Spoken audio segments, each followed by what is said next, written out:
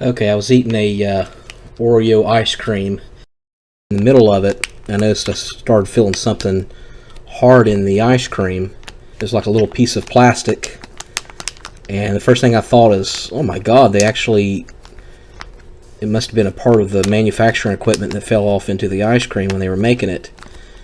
And, I washed it off, and the more I washed it off, I started realizing, that looks like a tooth. Did someone's tooth fall off while they were manufacturing the ice cream? And I thought, oh no, I got crowns. I got actually 2 crowns. And first thing I thought was, oh no, that's got to be one of my crowns. So as you can see here, it fell off while I was eating the ice cream. And I've only had this crown not that long, because I've known that they can actually last for 30-40 years, I've heard. And this one I've only had for, gosh, I think it's 6 years, no, 5 years now. But sure enough, it fell off, and of course you can see the glue on the bottom. So fortunately I didn't swallow it. And if the same thing happens to you, make sure that you definitely keep it put like in a little Ziploc bag, and you're going to want to get to the dentist as soon as possible. I mean, it's not an emergency. If you don't get there within the couple of days, you're still fine.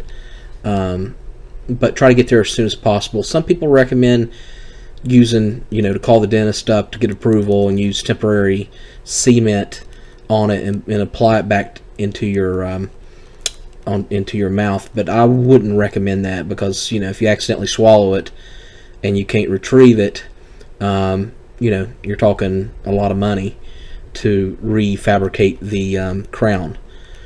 So it shouldn't be that expensive to go ahead and reapply it. I'm thinking it's probably a $50, if you don't have insurance, it's probably a $50 charge. I'm thinking to do that for them to, to clean it, to clean your tooth, and to make sure there's no bacteria on it, and then reapply it. I'll show you here in my mouth in a minute what it looks like.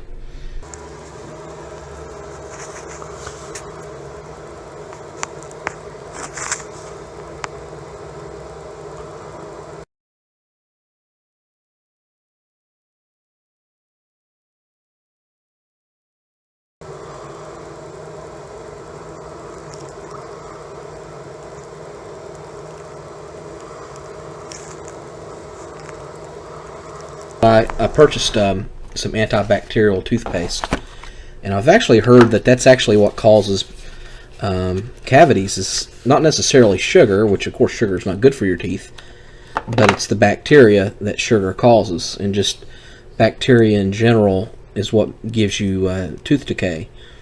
And technically, you could actually have, you could actually thoroughly take care of your teeth, but if your I guess what we'd call your bacteria is not good in your teeth, and you got too much of it and not enough of the good bacteria, then it'll cause cavities. And I also know a lot of times dry mouth will cause cavities, and a lot of medications will cause dry mouth.